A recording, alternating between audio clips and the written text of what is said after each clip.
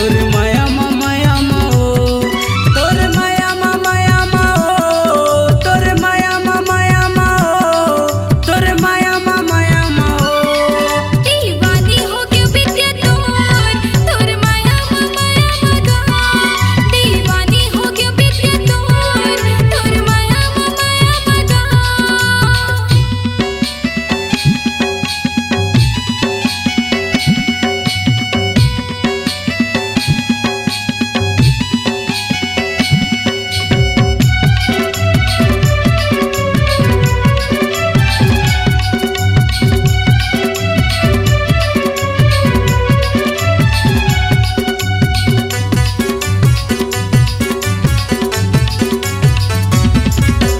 तोर बिना चंदा कछु नहीं भावे नींद आवे ना रथिया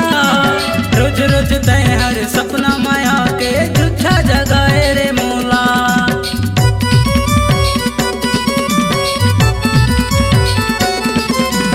तोर बिना चंदा कछु नहीं भावे नींद आवे ना रथिया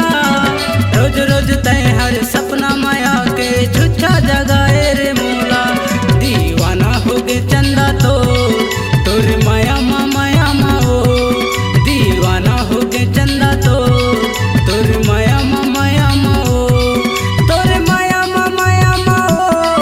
तोर माया माया माओ तोर माया माया माओ दीवानी हो गया बिटिया तोर माया माया मगा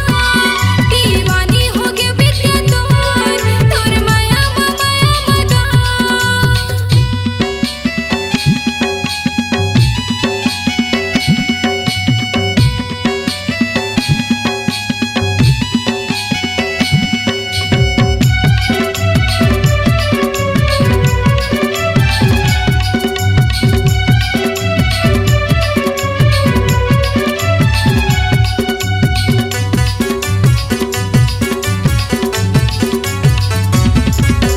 हो गे दीवाना तोरे माया माँ ए मोरे समझन दीवानी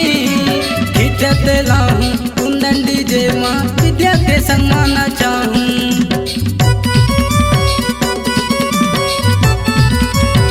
हो गे दीवाना तोरे माया माँ ए मोरे समझन दीवानी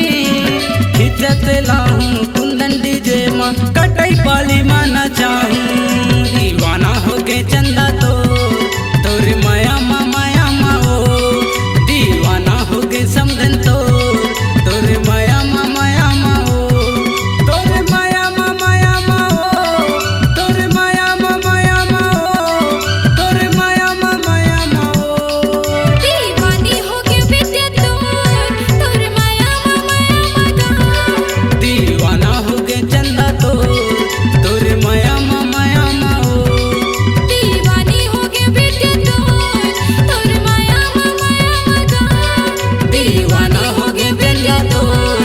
तोर माया माया माओ। दोस्तों, छत्तीसगढ़ अब आपकी आवाज में झूमेगा। ऑडियो वीडियो रिकॉर्डिंग के लिए चले आइए SLV स्टूडियो चकरभाठा बिलासपुर। सोहन लाल वर्मा जी के द्वारा प्रस्तुत। Phone number 9826740060। आप संपर्क करें।